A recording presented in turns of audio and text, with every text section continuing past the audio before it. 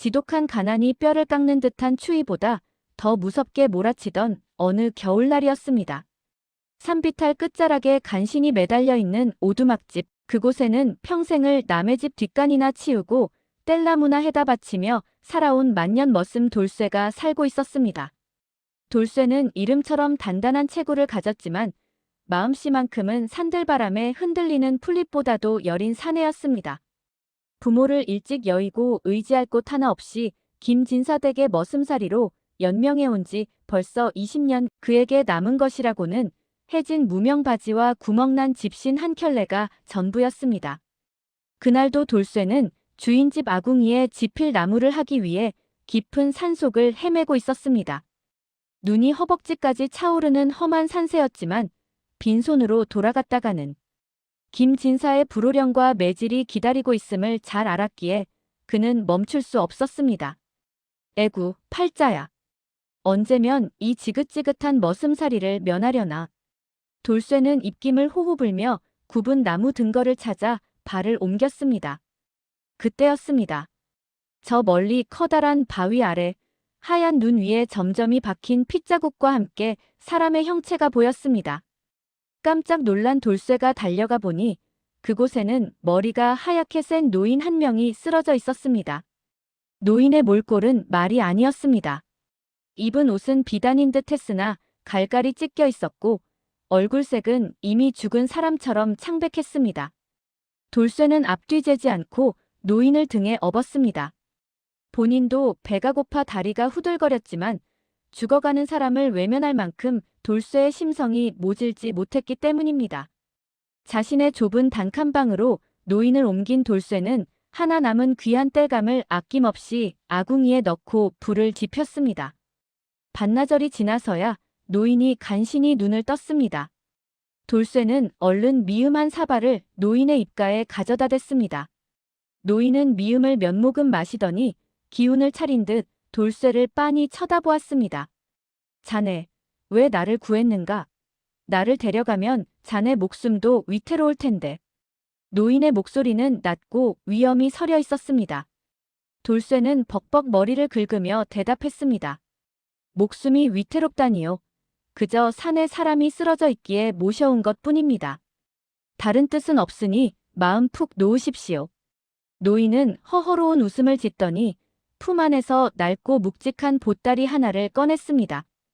보따리는 겉보기에 평범한 무명천으로 쌓여 있었으나 이상하게도 돌쇠의 손에 닿는 순간 묘한 온기가 느껴졌습니다. 노인은 돌쇠의 손을 꼭 잡으며 엄숙하게 말했습니다. 이 보따리를 보게. 이것은 세상 그 무엇보다 무겁고도 귀한 것이네. 내가 기운이 다해 더는 지킬 수 없으니 자네가 잠시 맡아주게나. 난 약조할 것이 하나 있네. 돌쇠는 침을 꿀꺽 삼켰습니다. 절대 무슨 일이 있어도 정월 대보름달이 뜨기 전까지는 이 보따리를 열어보지 말게. 만약 그 전에 매듭을 풀게 되면 자네뿐만 아니라 이 나라 전체에 큰 재앙이 닥칠 것이야. 알겠는가? 노인의 눈빛은 매서웠고 목소리에는 거스를 수 없는 힘이 실려 있었습니다. 돌쇠는 겁이 났지만 노인의 간절한 청을 거절할 수 없어 고개를 끄덕였습니다. 노인은 그 말을 남기고 마치 연기처럼 어둠 속으로 홀연히 사라져버렸습니다. 방 안에는 오직 묵직한 보따리 하나만이 덩그러니 남아 타오르는 아궁이 불빛을 받아 기묘한 그림자를 내뿜고 있었습니다. 노인이 연기처럼 사라진 뒤 돌쇠의 좁디 좁은 단칸방에는 오직 묵직한 보따리 하나만이 남겨졌습니다. 돌쇠는 노인이 남긴 절대 열어보지 말라는 경고가 귓가에 쟁쟁해 차마 손을 대지 못하고 방 한구석에 보따리를 밀어두었습니다. 하지만 그날 밤부터 기이한 일이 벌어지기 시작했습니다. 모두가 잠든 깊은 밤, 칠흑 같은 어둠 속에서 보따리가 스스로 존재감을 드러내기 시작한 것입니다. 처음에는 아주 미세한 떨림이 느껴지더니 이내 보따리를 감싼 낡은 무명천. 사이사이로 형용할 수 없이 영롱한 황금빛이 새어나오기 시작했습니다. 그 빛은 마치 살아있는 생명체처럼 방 안의 벽면을 타고 흐르며 곰팡이 핀 벽지와 해진 장판을 순식간에 화려한 궁궐의 한 대목처럼 비추었습니다. 돌쇠는 자다 말고 눈이 부셔 잠에서 깼습니다. 아니, 이게 대체 무슨 조화란 말이냐? 돌쇠는 겁에 질려 뒷걸음질 쳤습니다. 보따리에서 뿜어져 나오는 빛은 따스하면서도 위험이 서려 있어 천한 머슴인 돌쇠로서는 감히 쳐다보기조차 송구스러울 정도였습니다. 돌쇠는 노인의 당부를 떠올리며 마른 침을 삼켰습니다. 열어보고 싶다는 강렬한 유혹이 가슴속에서 꿈틀거렸지만 그는 단단히 매듭지어진 보따리를 멍하니 바라볼 뿐이었습니다. 문제는 이 신비로운 빛이 돌쇠의 낡은 문틈 사이로 새어나가면서 시작되었습니다. 마침 요일을 느껴 마당으로 나왔던 주인 김진사가 돌쇠의 방에서 뿜어져 나오는 기묘한 빛을 목격한 것입니다. 김진사는 평소 탐욕스럽기로 소문난 인물로 제 손에 들어온 재물은 절대 놓치지 않는 독사 같은 성미를 가졌습니다. 저놈의 방에 웬 빛이 저리도 찬란하단 말이냐? 혹시 내 집안의 보물을 훔쳐다 숨겨둔 것은 아니겠지? 김진사는 고양이처럼 발소리를 죽여 돌쇠의 방 앞으로 다가갔습니다. 문구멍으로 들여다본 방 안은 그야말로 별천지였습니다. 돌쇠는 구석에서 떨고 있고 방 한복판의 보따리는 마치 태양을 품은 듯 찬란하게 빛나고 있었습니다. 김진사의 눈은 순식간에 탐욕으로 번들거렸습니다. 그는 당장이라도 문을 박차고 들어가 보따리를 뺏고 싶었지만 노인의 경고를 엿들은 터라 섣불리 움직이지 못했습니다. 오직 돌쇠의 손길에만 빛을 낸다는 사실을 눈치챈 김진사는 흉측한 미소를 지으며 돌아섰습니다. 다음 날부터 김진사의 태도가 180도 달라졌습니다. 평소라면 매질을 하거나 욕설을 퍼부었을 텐데 이제는 돌쇠에게 하얀 쌀밥을 내어주고 따뜻한 옷까지 건네며 비위를 맞추기 시작했습니다. 허허, 우리 돌쇠가 고생이 많구나. 그래, 산에서 주웠다는 그 물건은 잘 있느냐? 김진사의 부드러운 목소리 뒤에는 시퍼런 칼날 같은 욕심이 숨어 있었습니다. 돌쇠는 주인의 갑작스러운 호의가 무서웠지만 보따리의 비밀을 끝까지 지키려 애썼습니다. 하지만 소문은 발이 없어도 천리를 가는 법입니다. 김진사 댁 머슴이 천하의 보물을 가졌다는 이야기는 담장을 넘어 마을 전체로 퍼져나가기 시작했습니다. 어둠 속에서 빛나는 보따리의 정체를 두고 사람들은 수군거렸고 돌쇠의 평온했던 머슴 생활은 거대한 소용돌이 속으로 휘말려 들어가고 있었습니다. 담장 안의 비밀은 결코 오래가지 못했습니다. 김진사가 돌쇠에게 쌀밥을 내어주고 극진히 대접한다는 소문은 이미 동네 안악들의 입방아에 올랐고 밤마다 돌쇠의 오두막 문틈으로 새어나오는 황금빛은 산 아래 마을 사람들의 눈을 피할 수 없었습니다. 사람들은 저마다 한마디씩 보탰습니다. 돌쇠가 산신령을 만나 도깨비 방망이를 받았다더라. 아니네. 나라를 구할 전설의 옥새를 주었다더군. 소문은 꼬리에 꼬리를 물고 부풀려져 어느새 돌쇠는 나라를 살릴 보물을 가진 자가 되어 있었습니다. 이 소문은 마을을 넘어 고을 사또의 귀에까지 들어갔습니다. 평소 백성들의 고열을 짜내기로 악명 높던 사또는 눈이 뒤집혔습니다. 천한 머슴놈이 감히 그런 보물을 가지고 있다니. 그것은 마땅히 관가에서 보관해야 할 물건이다. 사또는 당장 포졸들을 거느리고 김진사의 집으로 들이닥쳤습니다. 평소 거들먹거리던 김진사도 서슬퍼런 사또의 위세 앞에서는 고개를 숙일 수밖에 없었습니다. 사또는 돌쇠를 마당으로 끌어내어 무릎을 꿇렸습니다. 이놈 돌쇠야. 내가 산에서 훔쳐온 보따리를 당장 내놓거라. 그렇지 않으면 내 놈의 다리를 분질러버릴 것이다. 사또의 호통에 돌쇠는 온몸을 사시나무 떨듯 떨었지만 품에 안은 보따리만큼은 놓지 않았습니다. 노인이 남긴 재앙이 닥칠 것이라는 경고가 머릿속을 떠나지 않았기 때문입니다. 사또 나리, 이것은 제가 훔친 것이 아니옵니다. 그저 어느 노인장과의 약조를 지키기 위해 잠시 맡아둔 것뿐입니다. 정월 대보름 전까지는 절대 열어볼 수 없습니다요. 돌쇠의 간청에도 사또는 코방귀를 뀌었습니다. 욕심에 눈이 먼 관리들은 돌쇠의 멱살을 잡고 보따리를 빼앗으려 달려들었습니다. 그런데 참으로 기이한 일이 벌어졌습니다. 포졸들이 보따리에 손을 대려 하자 찬란하게 빛나던 보따리가 순식간에 돌덩이처럼 무거워지더니 검은 연기를 내뿜는 것이 아니겠습니까? 놀란 포졸들이 나자빠지자 사또는 당황했습니다. 이놈이 요술을 부리는구나. 협박이 통하지 않자 사또는 이번엔 회유를 시작했습니다. 돌쇠야, 내가 그 보따리를 내게 바친다면 면천은 물론이고 대대손손 먹고 살 재산을 주마. 어떠냐? 하지만 돌쇠는 입을 굳게 다물었습니다. 신분 상승과 재물의 유혹보다 무거운 것은 이름 모를 노인과의 약속이었습니다. 결국 사또는 분을 참지 못하고 돌쇠를 옥에 가두라 명했습니다. 정월 대보름까지는 며칠 남지 않았다.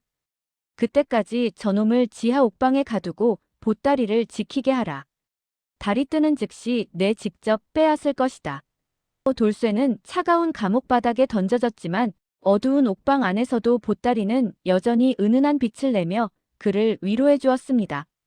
이제 소문은 한양의 대궐에까지 닿아 보따리를 둘러싼 운명의 소용돌이는 걷잡을 수 없이 커져만 갔습니다. 지하 옥방의 차가운 냉기가 뼈를 바늘처럼 찌르는 고통 속에서도 돌쇠의 품 안에 있는 보따리만큼은 기이할 정도로 따스한 온기를 유지하고 있었습니다. 하지만 돌쇠의 처지는 갈수록 위태로워졌습니다. 고을 사또가 보따리를 독차지하기 위해 천한 머슴을 가두고 고문하려 한다는 소문은 이미 담장을 넘어 한양 대궐의 담을 훌쩍 넘어가 버렸습니다. 당시 조선은 몇 년째 이어진 극심한 가뭄과 비어가는 국고로 인해 민심이 흉흉했고 조정은 이 신비한 보물의 존재에 대해 격렬한 논쟁에 휩싸였습니다. 결국 임금은 자신이 가장 신임하던 암행어사를 급파하기에 이르렀습니다. 민심을 현혹하는 요물인지 아니면 하늘이 이 나라를 굽어 살펴 내리신 보배인지 내 직접 눈으로 확인하겠다. 어사가 서슬 퍼런 마패를 앞세워 사또의 관아에 들이닥쳤을 때 사또는 이미 돌쇠를 문초하여 보따리를 빼앗으려던 참이었습니다. 어사는 사또의 무능과 탐욕을 꾸짖은 뒤 곧장 옥에 갇힌 돌쇠를 대면했습니다. 어사가 지켜보는 앞에서도 보따리는 여전히 돌쇠의 품 안에서만 영롱한 빛을 발할 뿐 다른 누구의 손길도 허락하지 않았습니다. 어사는 떨리는 목소리로 임금께 올릴 장계를 썼습니다. 상감마마, 이는 필시 예사 물건이 아니옵니다. 머슴 돌쇠와 그 보따리를 즉시 압송하여 그 진위를 가려야 하옵니다. 결국 돌쇠는 죄인 아닌 죄인의 몸이 되어 거대한 함거에 실렸습니다. 썸네일 속 긴박한 장면처럼 돌쇠는 겹겹이 둘러싼 포졸들의 삼엄한 감시와 창날 속에서 한양으로 향했습니다. 평생 자기가 살던 마을을 벗어나 본 적 없던 돌쇠에게는 한양으로 가는 길이 마치 저승길처럼 두렵기만 했습니다. 길가에 구름처럼 모여든 백성들은 함거 속의 보따리를 보며 저마다 한마디씩 던졌습니다. 저 보따리가 열리면 이 지긋지긋한 가뭄이 끝난다더라. 보따리 속에 금은 보화가 가득 차 있어. 우리 같은 백성들을 구원할 것이다. 사람들의 기대 섞인 수군거림이 커질수록 돌쇠의 마음은 천근만근 무거워졌습니다. 한양에 도착한 돌쇠는 쉬지도 못하고 곧장 대궐 한복판, 임금이 계신 근정전 마당으로 끌려갔습니다. 화려한 관복을 입은 관리들이 좌우로 늘어서 돌쇠와 보따리를 뚫어지게 쳐다보았고 저 멀리 높은 어좌에서 내린 임금의 눈빛은 그 어느 때보다 날카롭고 절박했습니다. 돌쇠는 수많은 시선과 압박 속에서 보따리의 매듭을 꽉 쥐었습니다. 등 뒤로는 횃불을 든 군사들의 그림자가 길게 늘어섰고 무거운 침묵만이 대궐 마당을 가득 채웠습니다. 임금은 위험 있는 목소리로 물었습니다. 네 이놈, 그 보따리 속에 든 것이 진정 무엇이기에 이토록 나라를 소란케 하느냐?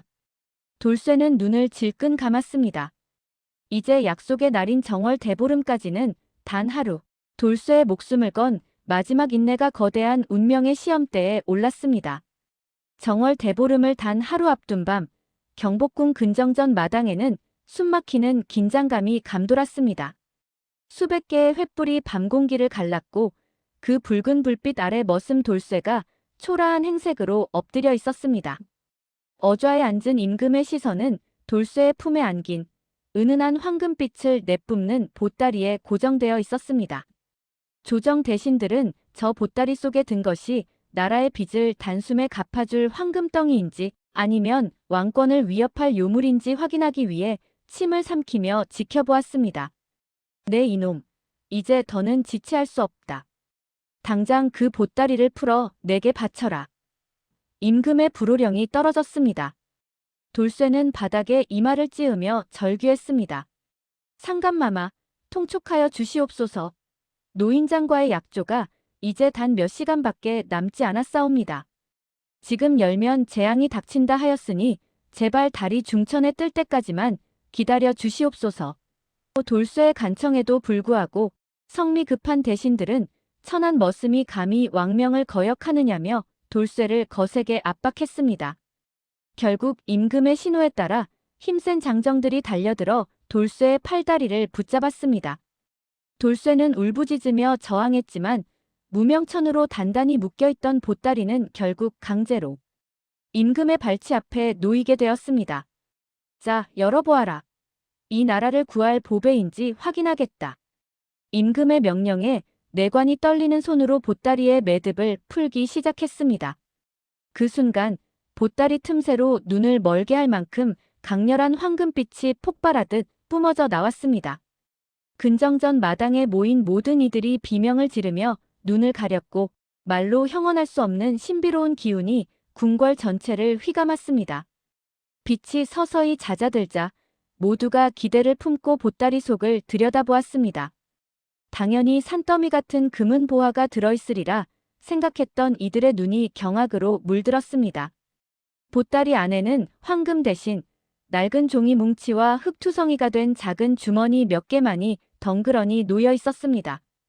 이게 어찌 된 일이냐? 고작 이런 종이 쪼가리 때문에 나라를 소란스럽게 했단 말이냐? 임금의 얼굴이 분노로 붉게 달아올랐습니다. 하지만 그 종이 뭉치를 집어든 도승지의 안색이 순식간에 창백해졌습니다.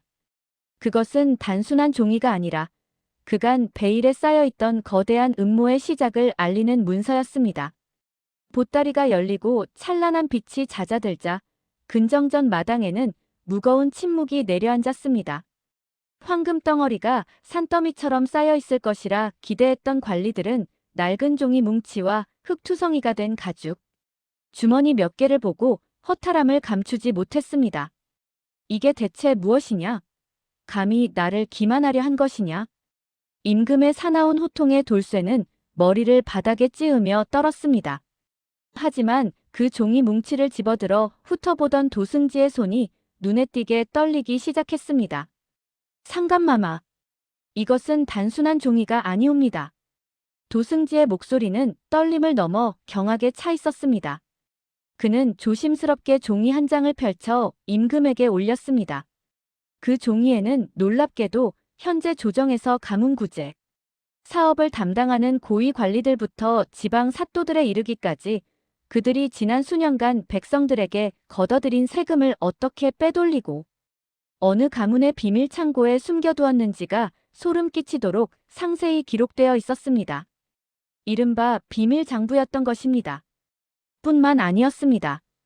다른 종이에는 그들이 모의하여 국고를 탕진하고 심지어는 외세와 결탁해 왕실의 권위를 흔들려 했던 반역의 증거들이 날짜와 서명까지 명확하게 적혀 있었습니다. 임금의 얼굴은 분노로 차갑게 식어갔습니다. 황금보다 더 귀한 것, 그것은 바로 나라를 병들게 하는 독초를 뿌리 뽑을 수 있는 서슬 퍼런 칼날이었습니다. 하지만 반전은 거기서 끝이 아니었습니다. 돌쇠는 흙투성이가 된 가죽 주머니를 가리키며 조심스럽게 입을 열었습니다. 마마, 노인장께서 말씀하시길. 종이는 과거의 잘못을 바로잡는 것이나 이 주머니는 미래를 살리는 것이라 하셨습니다. 임금의 허락 아래 주머니를 열자 그 안에는 금빛이 도는 낯선 씨앗들이 가득 들어 있었습니다. 그것은 척박한 땅에서도 비가 오지 않는 가뭄 속에서도 무섭게 뿌리를 내리고 자라나는 신비로운 작물의 씨앗이었습니다. 황금을 발았던 탐관 오리들에게는 저주와 같은 장부였고 굶주림에 허덕이던 백성들에게는 생명의 줄기였던 것입니다. 보따리에서 새어나왔던 황금빛은 금속의 빛이 아니라 나라를 바로 세울 진실과 백성을 살릴 희망이 내뿜는 서광이었습니다. 임금은 그제야 산속의 노인이 왜 돌쇠 같은 순박한 머슴에게 이 보따리를 맡겼는지 깨달았습니다. 욕심에 눈먼 자들에게 맡겼다면 벌써 장부는 불타고 씨앗은 썩어 없어졌을 것이기 때문입니다. 오직 약속을 목숨처럼 아끼는 우직한 돌쇠만이 이 보물을 대궐까지 무사히 가져올 수 있었던 것입니다. 임금의 노여움은 마른 하늘에 치는 날벼락보다 무거웠습니다. 보따리 속에서 나온 비밀 장부가 낱낱이 공개되자 근정전 마당에 서 있던 관리들의 안색은 시시각각 변해갔습니다. 어떤 이는 다리가 풀려 주저앉았고 어떤 이는 황급히 도망칠 궁리를 하며 눈을 굴렸습니다. 하지만 이미 대궐의 모든 문은 닫힌 뒤였습니다. 임금은 장부에 적힌 이름들을 하나하나 호명하며 서슬 퍼런 명령을 내렸습니다. 여봐라. 여기 적힌 자들을 단 한 명도 남김없이 압송하라. 백성의 피를 빨아 제 배를 채우고 하늘이 내린 보물을 가로채려 한 죄 결코 용납하지 않을 것이다. 그날 밤 한양은 거대한 소용돌이에 휘말렸습니다. 돌쇠를 옥에 가두고 보따리를 탐냈던 고을 사또와 김진사는 물론 조정의 권세를 믿고 기고만장하던 고위 관리들이 줄줄이 포승줄에 묶여 끌려왔습니다. 그들이 숨겨두었던 비밀 창고들이 하나둘 열릴 때마다 쏟아져 나오는 황금과 곡식 더미에 백성들은 분노했고 임금은 그 재산을 모두 몰수하여 굶주린 백성들을 위한 구휼미로 풀었습니다. 탐관 오리들이 그토록 갈망했던 황금은 결국 그들의 목을 죄는 밧줄이 되어 돌아왔습니다. 모든 소동이 가라앉은 뒤 임금은 다시 돌쇠를 불렀습니다. 돌쇠는 여전히 남루한 옷차림이었으나 그의 눈빛만큼은 그 어느 때보다 맑고 정직하게 빛나고 있었습니다. 임금은 부드러운 미소를 지으며 대신들 앞에서 선포했습니다. 만약 이 보따리가 권력자나 탐욕스러운 자의 손에 들어갔다면 장부는 불타고 씨앗은 짓밟혔을 것이다. 천한 신부님에도 불구하고 목숨을 걸고 약조를 지킨 이자야말로 진정 나라를 구한 충신이 아니고 무엇이겠느냐. 임금은 즉시 돌쇠의 면천을 명하고 그에게 호조 별감이라는 파격적인 관직을 하사했습니다. 평생 남의 집 마당이나 쓸고 뗄나무나 해오던 만년 머슴 돌쇠가 이제는 나라의 종자를 관리하고 백성들의 살림살이를 살피는 귀한 몸이 된 것입니다. 김진사의 집에서 구박받던 돌쇠가 비단 관복을 입고 관모를 쓴 채 나타나자 마을 사람들은 입을 다물지 못했습니다. 하지만 돌쇠는 신분이 바뀌었어도 거만해지지 않았습니다. 그는 임금에게 받은 신비로운 씨앗을 전국 팔도에 나누어 주며 직접 농사짓는 법을 가르쳤습니다. 신기하게도 그 씨앗은 돌쇠의 손길이 닿는 곳마다 메마른 땅을 뚫고 싹을 틔웠고 이듬해 조선에는 유례없는 풍년이 찾아왔습니다. 백성들은 더 이상 굶주리지 않게 되었고 거리마다 돌쇠의 우직한 성품과 신비로운 보따리 이야기를 노래로 만들어 부르기 시작했습니다. 돌쇠는 이제 더 이상 고독한 머슴이 아니었습니다. 그는 임금의 신임을 받는 든든한 신하이자 백성들이 가장 존경하는 구원자가 되었습니다. 그러나 돌쇠는 매일 밤 잠들기 전 자신이 머물던 작은 오두막과 산속에서 만난 그 신비로운 노인을 떠올리며 다짐했습니다. 받은 은혜를 잊지 않고 평생 이 나라와 백성을 위해 이 마음 변치 않겠노라. 드디어 약속했던 정월 대보름날이 되었습니다. 장안의 모든 집이 오곡밥을 지어 먹고 달맞이 준비에 분주하던 밤, 이제는 어엿한 관복 차림의 호조 별감이 된 돌쇠는 홀로 대궐 한편의 정자에 앉아 중천에 떠오른 보름달을 바라보고 있었습니다. 세상은 그가 가져온 신비로운 씨앗 덕분에 가뭄의 시름을 덜었고 그가 가져온 장부 덕분에 간신히 숨통이 트인 상태였습니다. 그때 정자 아래 소나무 그림자 사이로 낯익은 형체 하나가 천천히 걸어 나왔습니다. 하얀 수염이 가슴까지 내려오고 누더기 비단 옷을 걸친 바로 그 노인이었습니다. 돌쇠는 황급히 정자 아래로 내려가 큰 절을 올렸습니다. 어르신, 덕분에 소인 목숨을 구하고 이 나라의 큰 보탬이 되었습니다. 대체 어르신은 누구시기에 이런 엄청난 물건을 제게 맡기셨나이까? 노인은 허허로운 웃음을 지으며 돌쇠를 일으켜 세웠습니다. 자네가 약조를 지켰기에 이 달빛이 이토록 밝은 것이네. 나는 그저 이 나라의 뿌리가 썩어가는 것을 차마 눈뜨고 볼 수 없었던 이름 없는 그림자일 뿐이라네. 사실 노인은 선대 왕 시절 조정의 비리를 파헤치다 숙청당한 것으로 알려졌던 충신이자 전설적인 밀사였습니다. 그는 죽음을 가장하고 숨어 지내며 오랫동안 탐관오리들의 뒤를 쫓아 장부를 완성했고 기근을 해결할 서역의 씨앗을 구할 때를 기다려왔던 것입니다. 노인은 돌쇠의 어깨를 가볍게 두드리며 말을 이었습니다. 내가 이 보따리를 자네에게 맡긴 것은 자네가 천한 머슴이라서가 아니네. 수많은 권력자 중 단 한 명도 믿을 자가 없었으나 오직 산속에서 죽어가는 노인을 아무 대가 없이 업어준 자네의 진심만큼은 믿을 수 있었기 때문이지. 보따리 속의 황금빛은 사실 물건이 내는 것이 아니라 그것을 지키고자 했던 자네의 정직한 마음이 투영된 것이었다네. 돌쇠가 감격에 젖어 고개를 숙인 사이 시원한 밤바람이 한 차례 휩쓸고 지나갔습니다. 다시 고개를 들었을 때 노인의 모습은 간데없고 소나무 아래에는 그가 처음 주었던 낡은 보따리 천만이 바람에 날리고 있었습니다.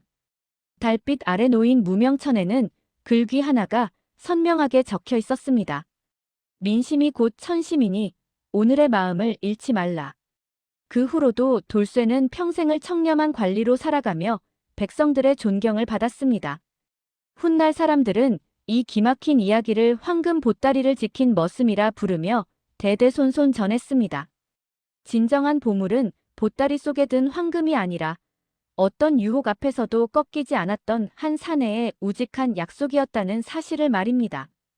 둥근 보름달만이 그날의 비밀을 아는 듯 돌쇠가 일궈놓은 평화로운 조선의 강산을 환하게 비추고 있었습니다. 재밌게 보셨다면 구독, 좋아요 눌러주세요.